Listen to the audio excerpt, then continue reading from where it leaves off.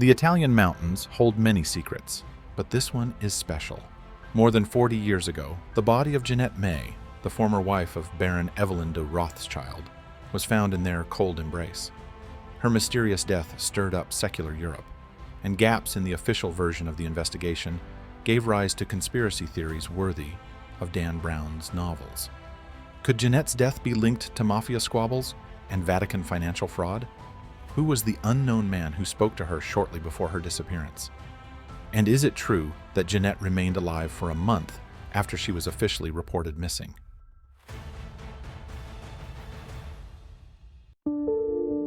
By and large, we don't know much about Jeanette's childhood. According to some reports, she lived in a convent, and in her teenage years, she became interested in ballet. By the age of 16, Jeanette discovered another talent in herself, taking up modeling. Soon, the beautiful and graceful girl was noticed by television and invited her to become the host of ITV game show Spot the Tune. When Jeanette was 26 years old, her life changed dramatically. On 30 September 1966, she married Baron Evelyn de Rothschild. That's what it means to win the real jackpot. In the world of rich people, unions for love do not happen often, and yet Jeanette's marriage was just that. It is also curious that the girl quickly enough and organically fit into society. She traveled the world, sat at dinner parties next to such people as Imelda Marcos and Henry Ford II, engaged in interior decorating and collecting antiques. Modeling and a career in television, of course, she gave up. It was not appropriate for a Rothschild wife to waste her time on such trifles. During that period, Jeanette met Gabriella Guerin, a girl who worked in the kitchen of the Rothschild house. Despite the gulf between their social positions, they began to socialize quite closely. Their friendship survived even Jeanette's divorce from Evelyn in 1971, which, however, turned out to be no less peaceful and calm than their entire family life. From the first marriage, Jeanette got only £25,000 and a townhouse in Chelsea. More than modest payoff for the ex-spouse of one of the richest people in the world. But the girl, obviously, was not mercantile at all, so did not challenge the agreement proposed by Evelyn. On this, they parted. In 1975, Jeanette entered into a romantic relationship with Stephen May, who was 2 years older than her. He soon became director of human resources in a chain of department stores, John Lewis. After their marriage, Jeanette resumed her work in interior design and antiques collecting. One day, while traveling in Italy, Jeanette and Stephen drove into the province of Sarnano near the Sibillini Mountains and literally fell in love with an old farmhouse that was over 300 years old. Without thinking long, they bought it. Janet was so passionate about the idea of renovating the house and turning it into a real family home that she decided to devote herself to the project. It was perhaps the biggest challenge of her professional career, and she handled it well, overseeing all phases of the work. On 29 November 1980, Jeanette came to Sarnano once again to check on the progress of the renovation of the house and to give further instructions to the builders. She was accompanied by the same friend, Gabriella Guerin. In the evening of the same day, the women spoke to the foreman of Nazareno Venanzi, telling him that they were going to go to the mountains a little later. He tried to dissuade them by warning them of an impending blizzard, but Jeanette and Gabriella insisted they had to go. The man sighed heavily and told them goodbye. Then be very careful. Jeanette got behind the wheel of her black Peugeot, Gabriella in the passenger seat. A few moments later, their car tore forward and merged into the dark night. It was the last time anyone saw them alive.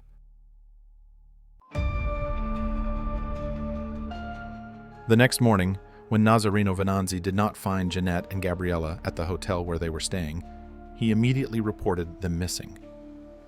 The search began immediately, but was hampered by the huge amount of snow that rescuers had to wade through. It was not until several weeks later that the first important discovery was made. Members of the search operation spotted something that looked like a car sticking out from under a huge snowdrift that had melted. When they started digging, they realized it was a black Peugeot belonging to Jeanette. It seemed that the story of the disappearance of two women in the mountains was reaching its sad conclusion. However, what was the surprise of the rescuers when they did not find the bodies of the missing in the car or anywhere else on the slope? But couldn't Jeanette and Gabriella have just disappeared? Perhaps they had managed to escape after all. Why hadn't they made contact? There were more questions than answers. But most importantly, there was still hope that things could still end well. On 27 January 1982, that hope died. A man hunting in the mountains a few miles from where the black Peugeot was found came across the skeletonized remains of two women, later identified as Jeanette May, née Bishop, and Gabrielle Guerin. Further examination of the remains showed no signs of violent death, but suggested that the women had been alive for about a month after going missing. How this is even possible in the weather conditions that prevailed in November in the Sibillini Mountains is a big mystery. According to the rescuers' memories, the snowdrifts were 3 meters high, strong winds were blowing, and the temperature at night dropped well below 0 degrees Celsius. Moreover, the women not only had to stay conscious for a month, but also had to walk about 5 kilometers, judging by the distance between where the car and their remains were found. Another disturbing discovery was made by investigators while examining the personal belongings of the deceased. Both Jeanette and Gabriella had wristwatches. Both were stopped at 5:52 p.m. Except not on the same day, but a whole week apart. This could certainly be an indication that one of the watches had been deliberately tampered with. And finally, the main question was, why did Jeanette and Gabriella go to the mountains that night in the first place? The first clue the investigators picked up was a strange telegram sent to Jeanette's name at a local hotel. It contained only 3 words: "I'm waiting for you." The sender was a certain mysterious Roland.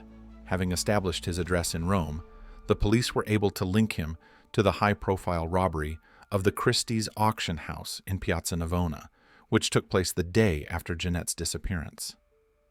Of course, Rothschild's ex-wife often went to Christie's auctions and knew many high-ranking art connoisseurs, but could fraudsters and criminals be among them? At the time, the police found no evidence for this theory, so they changed the vector of the investigation. London Sunday Times journalists Gitte Sereni and Dalbert Hallenstein also actively tried to find out what happened to Jeanette and Gabriella that ill-fated night. After nearly 2 years of investigation, they concluded that the victims were the victims of a kidnapping. In a 20-page Sunday Times article from November 1982, Sereni and Hallenstein detailed the findings of their investigation. According to their version, in November 1980, Jeanette had arranged the sale of a valuable snuff box with an unknown buyer who had arranged to meet her on the mountain. It was there that she was captured by Sardinian kidnappers. The biggest gap in the journalists' hypothesis was the fact that the Rothschild representatives said they had never received a ransom demand.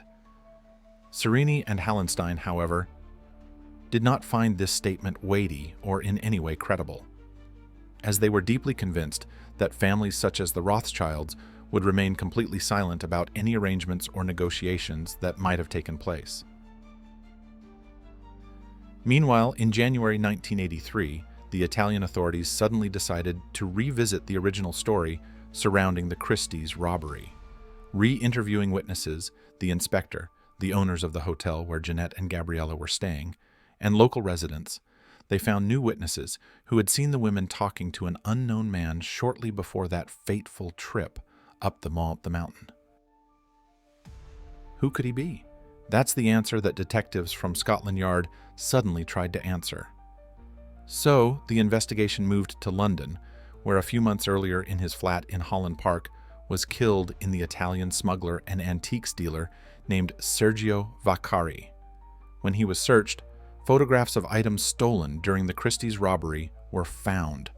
Scotland Yard detectives were not surprised at all. But what they really did not expect was that the criminal Vaccari was connected to the dead ex-wife of Rothschild. At least her name appeared in his personal records, what is the possibility that Jeanette knew too much, so it was decided to take her out? After all, that's how inconvenient witnesses are dealt with in mafia and criminal circles. However, Scotland Yard has never been able to find convincing evidence to prove this theory. The investigation soon took an even more intriguing turn. The trail from Vatican led detectives to Roberto Calvi, the chairman of Italy's largest private bank, Banco Ambrosiano, who had close ties to the Vatican, also known as the God's Banker. He was found hanged on Blackfriars Bridge in London just 3 months before Vaccari's death. Without a doubt, it was a contract killing. Shortly before Calvi's execution, his bank had gone bankrupt, and investigators had obtained information about Banco Ambrosiano's involvement in laundering mafia money. According to the journalistic investigation Vostila Segreto, Calvi immediately fled Italy and began blackmailing the Vatican, threatening to expose the Catholic Church's illegal financial operations. Moreover, he possessed crucial evidence, personal correspondence with several prelates and even Pope John Paul II himself. This led to a deep rabbit hole of suspicions in public discourse, suggesting that the deaths of Jeanette, Vaccari, and Calvi might not only have been connected, but could have had the same orchestrator, whether the Vatican, an Italian mafia syndicate, a Masonic lodge, or another powerful organization. Far-fetched, you say? The Italian law enforcement authorities reached the same conclusion. By the end of 1989, they ruled that Jeanette May's murder could not be proven and archived her case as unsolved. Needless to say, this only fueled speculation and led to the birth of even more conspiracy theories surrounding the death of Rothschild's ex-wife in the decades that followed. A new twist in the case emerged only in 2013. 33 years after Jeanette's death, a photographer named Marco Accetti came forward, claiming responsibility for the 1983 disappearance of Emanuela Orlandi, a 15-year-old Vatican resident and the daughter of a papal employee. Her case made global headlines after theories suggested that she had been kidnapped to exert pressure on Pope John Paul II's anti-communist policies.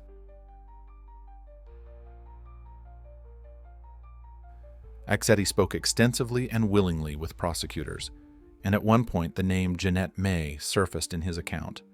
He admitted that his criminal group was searching for high-ranking women who moved between Italian diplomacy and the Vatican, and that Jeanette was of particular interest due to the Rothschild family's alleged financial ties to the Holy See. However, he insisted that he knew nothing about the circumstances of her death. Her disappearance is an event entirely unrelated to our activities, Marco Accetti stated. At the end of 2024, investigators once again interviewed more than a dozen residents of Sarnano in search of new leads regarding the death of Rothschild's ex-wife and her friend. Most of these witnesses are now very elderly, yet they readily agreed to assist the investigation once more. After all, the tragedy from over 40 years ago has become a local legend. Meanwhile, Jeanette's widower, Stephen May, has lost interest in new details and theories surrounding his ex-wife's death. Now, nearing 90, he resides in London. Daily Mail columnist Richard Kay recently paid him a visit for a comment, but Stephen simply brushed him off, saying he was in a hurry to attend a tennis lesson. Yes, the man is still in remarkably good shape. Shortly after, sources close to the widower reached out to Richard Kay. They revealed that Stephen considers all the rumors surrounding Jeanette's death ridiculous and dismisses them as complete nonsense. Well, Stephen has every right to think that way. After all, he lost the woman he loved and spent many years making serious efforts to uncover the truth behind the tragedy, speaking with investigators and journalists. At some point, he closed this chapter of his life. Was he simply tired? Did he turn the page and choose to move on? Or did he discover something that made further attempts to uncover the truth meaningless or even dangerous? Of course, we will never truly know.